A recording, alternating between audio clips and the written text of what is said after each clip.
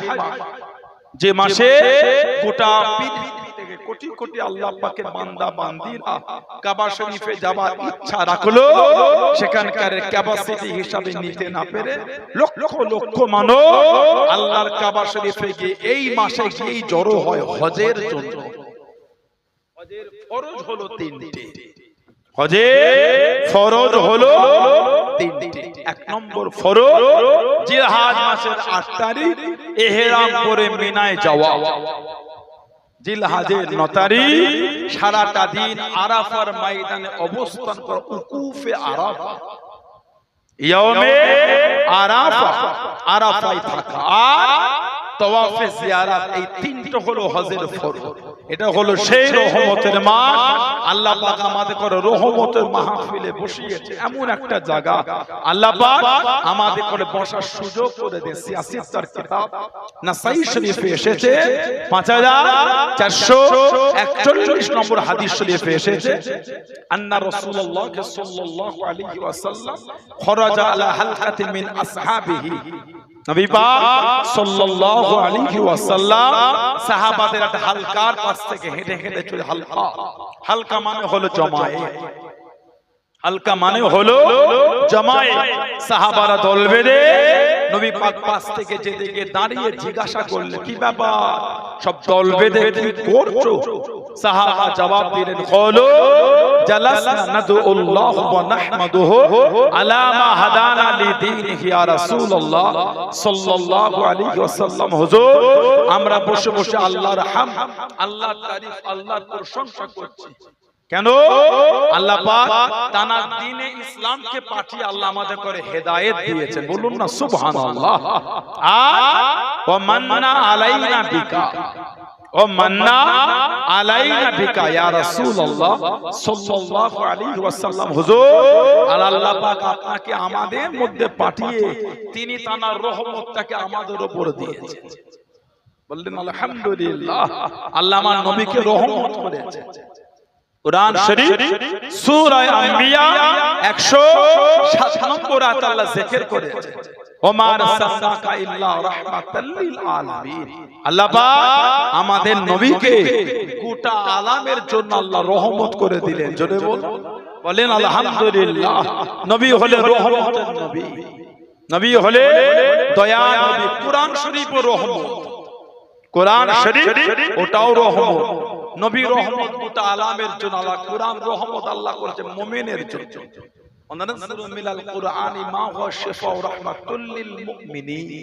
আল্লাহ বলে, আমি আল্লাহ কুরআন শরীফ নাযিল করেছি শিফা, মানুষের জন্য আমি আল্লাহ কুরআনটাকে শিফা করেছি, আর মুমিনের জন্য আমি আল্লাহ কুরআনটাকে রহমত করে দিলাম। বলুন না সুবহানাল্লাহ। কুরআন শরীফ রহমত মুমিনের জন্য, আর আমাদের নবী হচ্ছে রহমত গোটা আলামের জন্য। এতটাই নবী রহমতের নবী।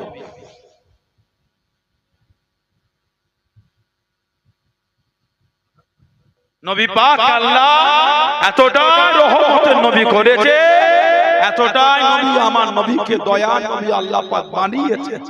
আল্লাহ নবী যখন মক্কা শরীফে দ্বীনের দাওয়াত, দ্বীনের খিদমত করে, মক্কার কাফের বেঈমান বেঈমান মুশরিকগুলো আমার নবীর বিরোধী করে যখন পারল না, সাহাবাদের ডেকে ডেকে বলে, মুহাম্মদ যদি সত্য নবী হয় সাল্লাল্লাহু আলাইহি ওয়াসাল্লাম, একটু আল্লাহকে বলতে বল না, দেখি কেমন আল্লাহ আমাদের উপর গজব দেয়। কত বড় কাফের দেখেছে, একটু আল্লাহকে বলতে বল কেমন আল্লাহ আমাদের উপর গজব দেয় দেখি।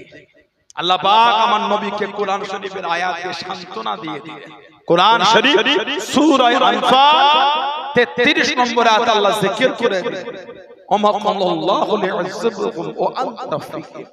হাবিব, যেখানে আপনি থাকবেন, যাদের মধ্যে আপনি থাকবেন, আমি আল্লাহ আপনার খাতিরে ওই জায়গাটা আমি আল্লাহ পাক গজব দেব না। জোরে বলেন, আর একটু ভালোবাসে বলা গেল না? হাবিব, যেখানে আপনি থাকবেন ওখানে গজব হবে না। বলেন আলহামদুলিল্লাহ। কেন? আল্লাহ আমাদের নবীকে রহমতের নবী করেছে। রহমতের সম্পূর্ণ ভিডিওটি দেখবেন, না হলে বুঝতে পারবেন না। ইসলাম প্রচারের স্বার্থে ভিডিওটি শেয়ার করবেন। আপনারা দেখছেন দ্বীনের নবী ইউটিউব চ্যানেল, প্লিজ সাবস্ক্রাইব। আল্লাহ গজব দেবে না, এতটাই নবী রহমতের নবী। নবী পাক তার তলোয়ার দ্বারা জীবনে কোনোদিন কাউকে মারেন না। কেন? রহমত কাউকে মারতে পারে না। ইসলামের প্রথম যুদ্ধ দ্বিতীয় হিজরি বদর, নবী পাকের ডান দিকে জিবরাইল আলাইহিস সালাম, বাম দিকে মিকাইল আলাইহিস সালাম। আমার নবীর হয়ে ওনারা যুদ্ধ করছেন, নবী তলোয়ার দ্বারা কাউকে মারছেন না। কেন? আল্লাহ আমার নবীকে রহমতের নবী করেছে। বলুন না সুবহানাল্লাহ। সাহাবারা বলে ওয়া মান্না আলাইনা বিকা ইয়া রাসূলুল্লাহ সাল্লাল্লাহু আলাইহি ওয়াসাল্লাম, হুজুর আল্লাহ পাক আপনাকে আমাদের মধ্যে পাঠিয়ে টানা রহমত আল্লাহ আমাদের উপর দিয়েছেন। আমাদের নবী বললেন আল্লাহুম্মা আজলাসাকুম ইলা যালিক, তোমরা আল্লাহর নামে শপথ করে বলতে পারবে তোমরা এই জন্যই এসেছো। বসে বসে আল্লাহর হামদ, আল্লাহর তারিফ, আল্লাহর প্রশংসা করো। সাহাবারা বলেন আল্লাহুম্মা আজলাসানা ইলা যালিক ইয়া রাসূলুল্লাহ সাল্লাল্লাহু আলাইহি ওয়াসাল্লাম, হুজুর আমরা আল্লাহর নামে শপথ করেই বলছি হুজুর আমরা এই জন্যই বসে আছি। এবার আমাদের নবী বলে ও আমার সাহাবারা, তোমাদের কসম খাওয়ালাম বলে ভেবো না আমি নবী তোমাদের সন্দেহ করছি। তাহলে জিবরাইল আলাইহিস সালাম এসে আমি নবী আমাকে খবর দিয়ে গেল তোমরা এই যে বসে আল্লাহর হামদ, আল্লাহর তারিফ, আল্লাহর প্রশংসা করো, আর আমি নবী আমাকে আল্লাহ পাঠিয়ে রহমত দিয়েছে সম্পর্কে আলোচনা করো। আল্লাহ এত খুশি হয়েছে তোমাদের এই মজলিসটাকে নিয়ে। আমার আল্লাহ ফেরেশতাদের সামনে আল্লাহ আনন্দ করছেন, ফখর করছেন। জোরে বলেন আলহামদুলিল্লাহ। যদি আল্লাহ আমাদের মাহফিলটা কবুল করে নেন ইনশাআল্লাহ, আল্লাহ পাক আজকে আমাদের এই মাহফিলটা নিয়ে ফেরেশতাদের সামনে আল্লাহ পাক ফখর করবেন। জোরে বলুন। সেই মজলিসে এসে বসেছেন, কিছু হলো নিয়ে ঘরে, সন্ধ্যা থেকে ওয়াজ কম হয়, দেখতে দেখতে রাত 2:30 হয়ে গেল, আর 1 ঘন্টা 10 মিনিট পরে ফজরের সময় হয়ে গেল। দেখতে দেখতে রাত 2:30 হয়ে গিয়েছে, সারা রাত ওয়াজ শুনেছে। যদি জীবনের পরিবর্তনই না হলো, লাভ হলো? যদি কিছু নিতেই না পারলাম, লাভ হলো? দাবি করলে হয় না। যারা মেনেছে, যারা মেনে চলেছে তাদের দিকে দেখেন, মানার প্রেমটা কি জিনিস, মানার মতো মানা নবী পাককে সাহাবারা মেনেছে। আল্লাহ নবী সাহাবারা মোহাম্মত করেছে। আমার নবীর একটা ভালোবাসার সাহাবী ছিলেন হযরতে আবু তালহা রাদিয়াল্লাহু তাআলা আনহু। হযরতে আবু তালহা রাদিয়াল্লাহু তাআলা আনহু মদিনা শরীফে যত খেজুরের বাগান ছিল সবথেকে বেশি ছিল ওনার। যত খেজুরের বাগান সবথেকে বেশি ছিল ওনার, হযরত আবু তালহা। কিন্তু প্রিয় বাগানটার নাম ছিল বাইরুহা। প্রিয় বাগানের নাম বাইরুহা। আর ওই বাগানে একটা কুয়া ছিল, কুয়াটার নাম ছিল বিরহা নামক কুয়া, যে কুয়ার পানিটা ছিল মিষ্টি। মদিনা শরীফে মিষ্টি পানির কুয়া মানে অনেক দামি, কারণ মদিনা শরীফে সব নোনা পানি। সাহাবারা হিজরত করে মদিনা শরীফে গেলে সাহাবাদের পানির বড় কষ্ট। একটা কুয়া ছিল ইহুদির কবজায়, নাম হলো বীরে রুমা, যে কুয়াটাকে বর্তমান বলা হয় বীরে উসমান রাদিয়াল্লাহু তাআলা। সাহাবারা আমার নবীকে বলে হুজুর এই কুয়াতে পানি দিতে যাই, পানি নিতে দেয় না, অনেক সময় পানি দিলে অনেক টাকা চায়।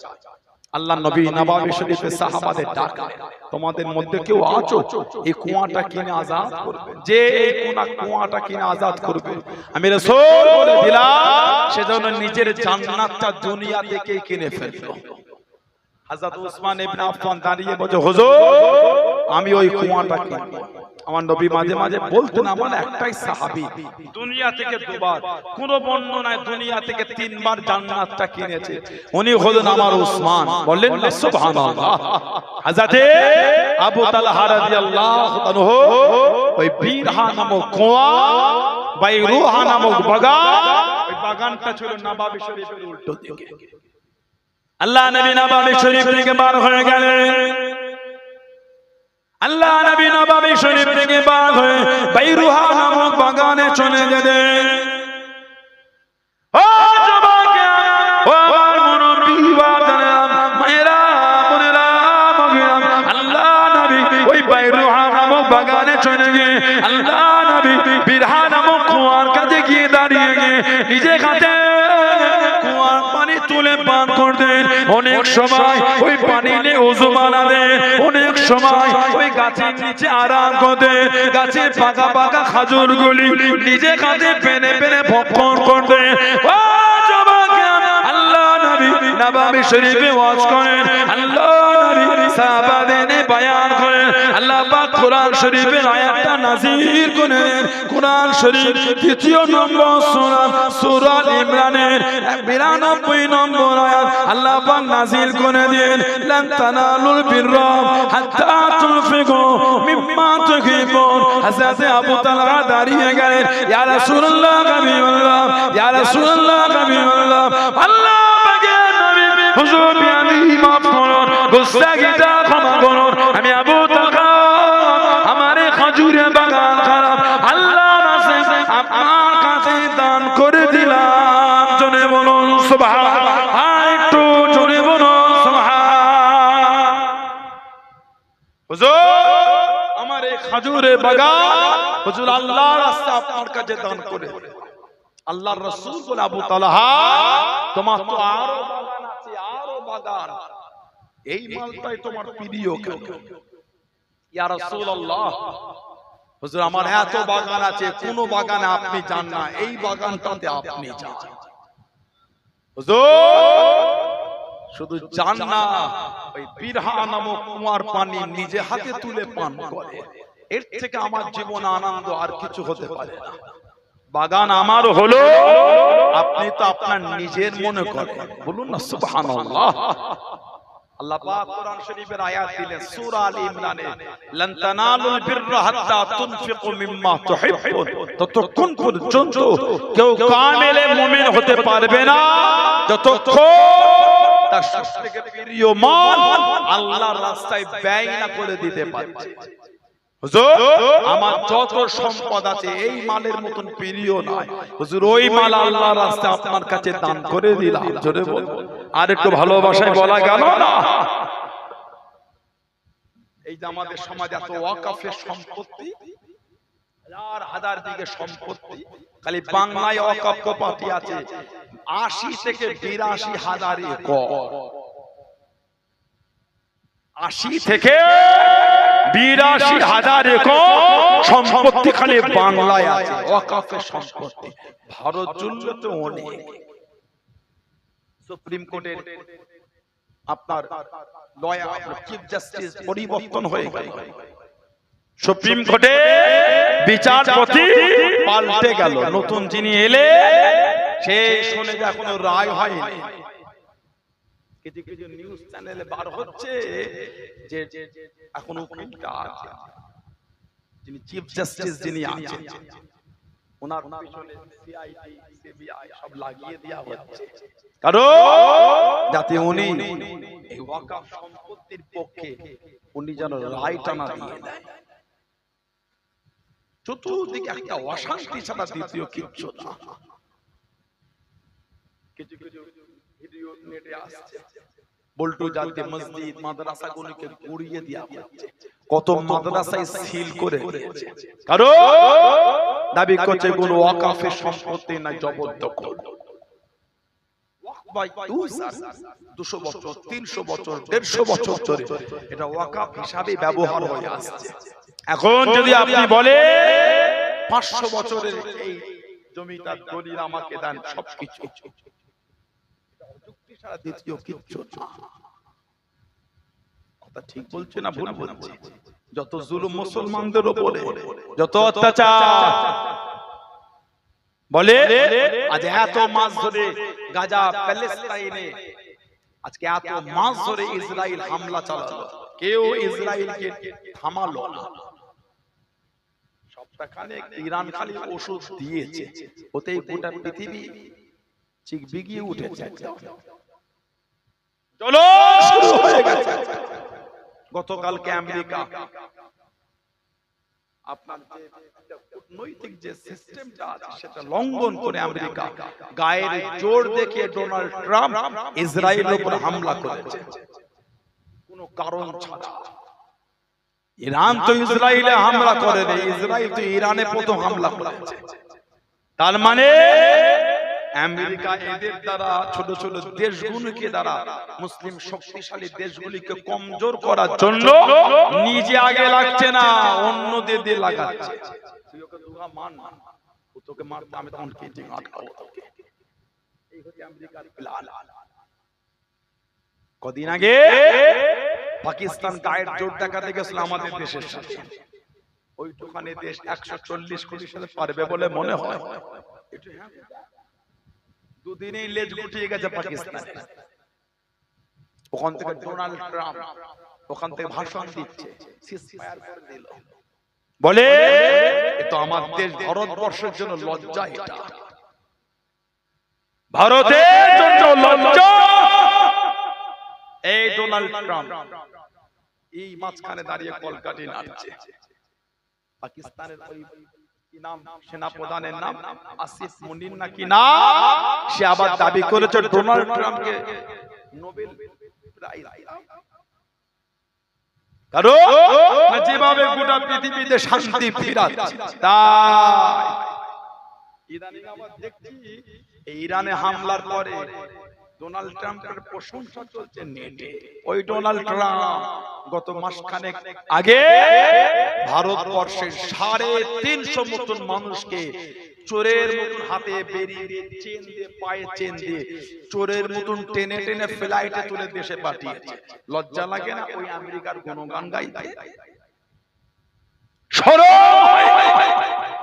গত এক সপ্তাহ আগে আমার ভারতবর্ষের একজন ছেলে আমেরিকায় পড়াশোনার জন্য গেল, খালি এয়ারপোর্টে নেমেছে তাকে কিভাবে অ্যারেস্ট করে পিছন দিকে হাতটা দিয়ে তাকে হ্যান্ডকাপ করিয়ে তাকে অ্যারেস্ট করে দেশে পাঠিয়ে দেওয়া হলো।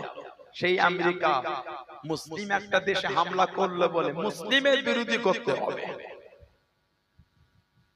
কথা বুঝতে পারছেন? বন্যা হয় ও বলছে কাক কোথা বসে দেখবো, পৃথিবী ডুবছে। আরে খেপার কোথা বসবে? ও দেখছে কাক কোথা বসবে, ডাঙা জিরিয়ে নাই, সব পানিতে ডুবে গেছে। তুই কোথা বসবি? মুসলমান তাদের উপর হামলা হলো বলে,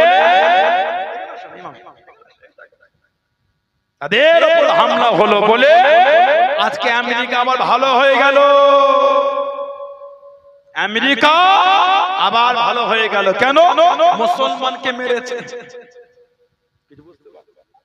আমাদের যা হচ্ছে হোক, মুসলমানের ক্ষতি করলে আমরা খুশি। এই মানসিকতাকে ঘৃণা করি, ঠিক না? এই মানসিকতাকে ঘৃণা করি।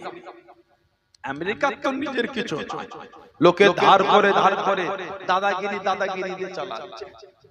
আপনি যদি হিসাব কষে দেখে আমেরিকা যে দরে নিজেকে ভাব দেখাতে যায়, সে জায়গায় আমেরিকার কিছুই নাই। ওর থেকে আরো ডেভেলপ অনেক দেশ আছে, কিন্তু নিজে দাদা হয়ে আছে পৃথিবীতে। কেন? এই সমস্ত অহংকার গুলি দেখিয়ে অন্য দেশকে দিয়ে অশান্তিতে জড়িয়ে মধ্যখানে নিজের 2-4টে বোম ফেলে এবার বলতে শান্তি ফিরিয়ে আনো, ভালো হয়ে যাও, অশান্তি করুন, তাহলে আরো আগুন জ্বলবে। মানে নিজের জায়গাটাও ঠিক রাখলো, আবার দুই দেশকে ঠান্ডা করার জন্য এগিয়ে আসছে। লা হাওলা ওয়ালা কুওয়াতা ইল্লা বিল্লাহ। আল্লাহ জালেমদের হাত থেকে আল্লাহ মুসলিম উম্মাহকে আল্লাহ হেফাজত করে। বলুন আল্লাহুম্মা আমিন। জোরে বলেন আল্লাহুম্মা আমিন। আল্লাহ মুসলিম উম্মাহর উপর আল্লাহ গায়েব থেকে মাদদ দিয়ে দেন, বলেন না আমিন। জোরে বলেন আল্লাহুম্মা আমিন। এখন আমাদের ওয়াকাফের সম্পত্তি থেকে কিছু কিছু লোকের জ্বলন তৈরি হয়েছে। মুসলমানদের এত সম্পত্তি হবে কেন? কারণ তোমাদের থেকে চুরি করে নিয়েছে নাকি? তোমাদের থেকে ঝাড়া নাকি? না না, আমাদের মুরব্বীদের রক্ত পানি করা পয়সা দিয়ে আমাদের মুরব্বীরা এই সম্পত্তিগুলো কিনে আল্লাহর রাস্তায় সব ব্যয় করে দিয়েছেন। জোরে বলুন, কোনটা মসজিদ, কোনটা মাদ্রাসা, কোনটা ঈদগাহ, কোনটা কবরস্থান, কোনটা খানকা, সব আল্লাহর রাস্তায় দান করেছেন। এই শিক্ষা কিন্তু সাহাবাদের শিক্ষা। এই শিক্ষা হলো সাহাবাদের শিক্ষা। হযরতে আবু তালহা রাদিয়াল্লাহু তাআলা নবীকে বলছে, হুজুর বাগান হলে খোলো, কোন বাগান আপনি জানেন, এই বাগানটাই আপনি চান। হুজুর এই বাগান আল্লাহ ওয়াস্তে দিয়ে। আমার নবী বলছে, আবু তালহা এ তো অনেক দামি বাগান, হুজুর আমি দিয়ে দিলাম।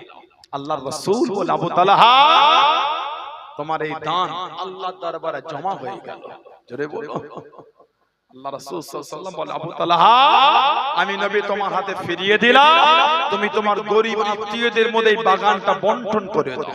উনি ওনার চাচাতো ভাই বোনের মধ্যে ওই বাগানটা উনি বন্টন করে দিয়েছিলেন। বলুন না সুবহানাল্লাহ। সবথেকে প্রিয় বাগান দান করেছে। আর আমাদের সমাজে মসজিদে ওই ক্যাশ বাক্স যখন খোলা হয়, আমাদের বাড়ির কিছু কিছু ভাই দান করেছে, ওর মধ্যে দান ঘেটে ঘেটে দু চারটে ছিঁড়া ছিঁড়া 10 টাকার নোট বার হয়েছে।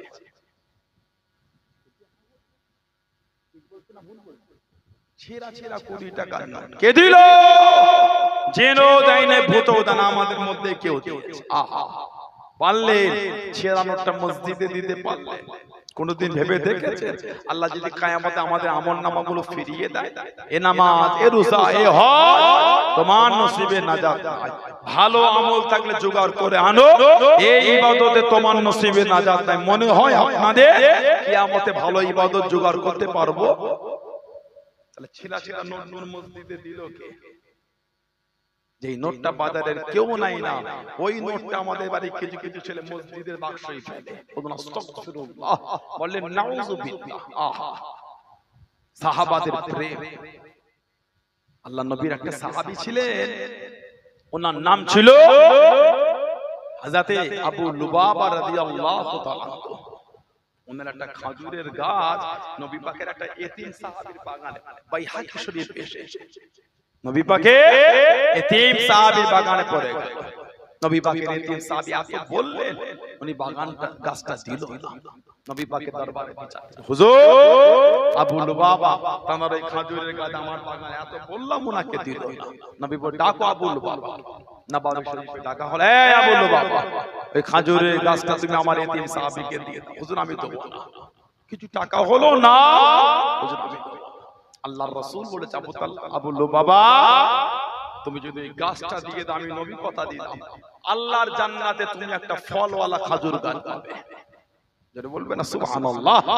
তারপরও বলেন, হুজুর আমি দেব না। দরবার থেকে উঠে হাদিস শরীফে এসেছে, একটা মানুষ যদি 100 বছর ঘোড়ার পিঠে ছোটে যতটা রাস্তা যাবে, জান্নাতের একটা খেজুর গাছে ছিমো টপকাতে তার চাইতে বেশি সময় লাগবে। ওই মজলিসে ছিলেন হযরত আবু দাহদা রাদিয়াল্লাহু তাআলা। হযরত আবু দাহদা রাদিয়াল্লাহু তাআলা নবী পাকের কাছে গিয়ে বলে, হুজুর ওই গাছটা যদি আমি কিনে দিই, আল্লাহর জান্নাতে ফলওয়ালা খেজুর গাছ পাবো। নবী বলছে, তুমি দিলে তুমিও পাবে। জোরে বল, জোরে বলা গেল না? হযরত আবু দাহদা টুকটুক করে বার হয়ে গেলেন। ও জওয়াকে, ও আমার নবী বাজানেরা, মায়েরা, রাসূল সাহাবী হযরত আবু দাহদা হযরত আবু লুবাবা কাছে দিয়ে দাঁড়িয়ে গেলেন, হুজুরের সামনে দিয়ে চলে গেলেন। ও আবু লুবাবা, ওই গাছটা আমায় বিক্রি করে দাও, ওই গাছটা আমাকে দিয়ে দাও। হযরত আবু লুবাবা জানিয়ে দেন, এ আবু দাহদা রাদিয়াল্লাহু তাআলা আনহু, ওই গাছটা তোমায় বিক্রি করব না, ওই গাছটা তোমাকে দেব না। হযরত আবু দাহদা জানিয়ে দেন, এ আবু লুবাবা, আমি আবু দাহদা রাদিয়াল্লাহু তাআলা আনহু, আমার একটা খেজুরের বাগান আছে, যে খেজুরের বাগানের মধ্যে 600 খানা খেজুরের গাছ আছে, একটা মিষ্টি বনের কুয়া আছে, একটা বনবাড়ি আছে।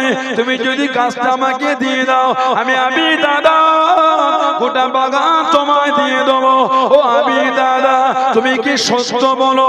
তুমি কি সত্য বলো? হ্যাঁ না, সত্য বলি, গোটা বাগান তোমায় দিয়ে দেবো। ওই গাছটাকে কিনে নে, আল্লাহ নবী এতিম সাহাবীকে দিয়ে নে, আল্লাহ নবী এতিম সাহাবীকে দাঁড়িয়ে নে। আল্লাহ নবী সাল্লাল্লাহু আলাইহি ওয়াসাল্লামের সামনে চলে গেলেন, কাছে দেখি দাঁড়িয়ে গেলেন। আসসালামু আলাইকা ইয়া রাসূলুল্লাহ, হাবিবাল্লাহ। আল্লাহ পাকের নবী সাল্লাল্লাহু আলাইহি ওয়াসাল্লাম, হুজুর ফিয়াদি মাফ করুন, গুস্তাখিটা ক্ষমা করুন, আমি আবু দাহদা ওই খেজুরের গাছটা কিনেছি, হুজুর আপনার এতিম সাহাবীকে দিয়ে দিয়েছি। আল্লাহ পাকের জান্নাতে ফলওয়ালা খেজুর গাছটা কি পাবো হুজুর? আল্লাহ নবী জিজ্ঞাসা করলেন, আল্লাহ নবী জানতে চাইলেন, ও কিসের বিনিময় কিনলে বাবা, কিসের বিনিময় নিলে বাবা? ইয়া রাসূলুল্লাহ, হাবিবাল্লাহ, ইয়া রাসূলুল্লাহ, হাবিবাল্লাহ। আল্লাহ পাকের নবী সাল্লাল্লাহু ওয়াসাল্লাম হুজুর বিয়াদি মাফ করুন গুস্তাখিটা ক্ষমা করুন আমি আবি দাদা আমার একটা খেজুরের বাগান ছিল যে খেজুরের বাগানের মধ্যে 600 খানা খেজুরের গাছ ছিল একটা মিষ্টি পানির কুয়া একটা বড় বাড়ি ছিল ইয়া রাসূলুল্লাহ হাবিবাল্লাহ আল্লাহ পাকের নবী গোটা বাগান খানা দিয়ে দিয়েছি আল্লাহ নবী জানিয়ে দে আল্লাহ নবী শুনিয়ে দে ও একটা গাছের জন্য গোটা বাগান খানা দিয়ে দিয়েছো আল্লাহ পাকে জান্নাতে আর একটা খেজুর গাছ না কামিন ইসকিরিদাইন লি আবি দাদাই ফিল জান্নাহ কামিন ইসকিরিদাইন লি আবি দাদাই ফিল জান্নাহ ও আবি দাদা আল্লাহ পাকে জান্নাতে তোমার জন্য খালি খেজুর গাছের বাগানার বাগান খেজুর গাছের বাগানার বাগান খেজুর গাছের বাগানার বাগান আমি নবী দুনিয়া থেকে দেখতে পাচ্ছি জনে বলুন সুবহান আর একটু জনে বলুন সুবহান একটা গাছ কিনেছো 600টা গাছের বিনিময়ে আবি দাদা তোমার জন্য আল্লাহর জান্নাতে একটা গাছ না আমি নবী এখান থেকে জান্নাতে তোমার জন্য খেজুর গাছের বাগান কি বাগান কবুল হয়ে গেছে বললেন আলহামদুলিল্লাহ হযরত আবি দাদা রাদিয়াল্লাহু তাআলা আনহু হুজুর আমার চলে গেলে বাগানের বাইরে গিয়ে ডাকছে ইয়া উম্মে আবি দাদা হে আবি দাদার মা তাড়াতাড়ি বাগান থেকে বাইরে চলে আসে এই বাগান আর আমাদের নাই বিক্রি হয়ে গেছে তারা হুড়ো করে বাচ্চাদের হাতটা ধরে বাগানের বাইরে আসে দেখছেন বাচ্চাদের মুখে তখন খেজুর উনি তারা হুড়ো করে বাচ্চাদের মুখ থেকে খেজুর গুলো টেনে টেনে বার করে বাগানে ফেলছেন আর বলছেন এই বাগানের খেজুর আর খেও না এই বাগান বিক্রি হয়ে গেছে আমাদের আর নাই বিবি জিজ্ঞাসা করলেন কিসের বিনিময়ে বিক্রি করলেন উনি জবাব দিচ্ছেন জান্নাতে একটা খেজুর গাছের বিনিময়ে দুনিয়ার এই বাগান বিক্রি করে দিয়েছে বিবি খুশি হয়ে বলতে আলহামদুলিল্লাহ দুনিয়ার এই তুচ্ছ বাগান জান্নাতের খেজুর গাছের বিনিময়ে বিক্রি হয়েছে জোরে বলুন না সুবহানাল্লাহ আমাদের মুরব্বিরা যে দান করেছে এই দুনিয়ার তুচ্ছ মাল দিয়েছে জান্নাতে জায়গা নেবার জন্য আলহামদুলিল্লাহ বলেন না আল্লাহর খুশির জন্য দুনিয়া এই তুচ্ছ মাল আল্লাহর রাস্তায় দিয়েছেন কেন দুনিয়ার জন্য নয় আখিরাতের জন্য ওই আয়াত লান তানালুল বিররা হাত্তা তুনফিকু মিম্মা তুহিব্বুন এই আয়াতের দিকে তাকিয়ে সাহাবারা দান করেছেন আল্লাহর রাস্তায় ওয়াকফ করেছেন আমাদের বংশের মুরব্বিরা ওয়াকফ করেছেন আজ এসেছে সেই সম্পত্তি হাত থেকে ছিনিয়ে নেবে বলে মুসলমানের জিনিস এত লোভ হয়ে যায় কেন আমাদের জিনিসে এত লোভ লালসা লাগে কেন এত হিংসা শুরু হয়ে গেল এত বিদ্বেষ এত অশান্তি এত ঝগড়া মুসলমানকে নামাজ পড়তে দেবে না মুসলমানদের টেনে নামাজ পড়ে পাশে ভাইগুলো তারা ধর্মীয় শুরু অবশ্যই আপনি করবেন 5 মিনিট পরে করে এতক্ষণ তো করে নামে নামাজ পড়লে বলেই করছেন তো আমার নামাজটা হয় আপনি কোন 100 বার আপনার ধর্মের বিধান আমি তো বাধা দিতে পারি না আমরা নামাজের নিয়ত বাঁধলে শুরু হচ্ছে কেন তাহলে আপনি হিংসাই করছেন আমাদের করে সুষ্ঠুভাবে নামাজ পড়তে দেবেন না বলে করছে এটা তো উচিত না কোন মন্দিরে যদি পুজো হয় কোন গির্জায় যদি তাদের ধর্মের প্রোগ্রাম হয় বা বিভিন্ন সম্প্রদায় যদি তাদের ধর্মীয় জায়গায় প্রোগ্রাম হয় আমাদের জন্য উচিত বলে মনে হয় ওই সময়টা ওইখানটায় গিয়ে মাইকে করে আমরা জোরে জোরে তাকবীর দেব না এটা আমাদের উচিত হবে বলে মনে হয় কেন তারা তো তাদের ধর্মের বিধান পালন করছে আমি কেন ওইখানটায় গিয়ে তাকবীরটা দেব না দেখো অশান্তি করার জন্য এটাও তো আমাদের মুসলমানদের বোঝা উচিত তেমন আপনাদেরও তো বোঝা উচিত কেউ যদি ট্রেনে নামাজ পড়ে অনেক ভিডিও নেটে দেখা যাচ্ছে একজন মানুষ সে উপরে সিট করেছে বেচারা বসে বসে নামাজ পড়ছে নিচে শুরু হয়ে গেল না না এটা তো ঠিক হলো না আপনার উনি নামাজটা পড়ে নি তারপরে করবেন আপনি সময় তো আছে না আপনি আগে করেন, আমি পরে নামাজ পড়ি, আমি নামাজ পড়বো, আপনি ওটা করবেন, একসাথে আমার ইবাদতের মধ্যে বিঘ্ন হবে। হিংসা করে এগুলো তো ঠিক না। জুমার দিন একটু মসজিদে, কিছু কিছু জায়গায় শহরতলি এলাকায় নামাজ যদি রাস্তায় নেমে আসে তাতেই কত চর্চা শুরু হয়ে যায়। সব ধর্মের ধর্মীয় জিনিস রাস্তায় হলে অসুবিধা নাই, মুসলমানদের কিছু রাস্তায় হলে অসুবিধা হয়ে যায়। রেড রোডে কেন নামাজ হবে? কলকাতা রেড রোড কেন নামাজ হবে? গোটা কলকাতা জুড়ে আমার হিন্দু ভাইদের ধর্মীয় প্রোগ্রাম, বিভিন্ন পুজো হয়, কোন রাস্তা 15 দিন, কোন রাস্তা 1 সপ্তাহ, কোন রাস্তা 10 দিন, 90 দিন হয়, প্যান্ডেল হয়।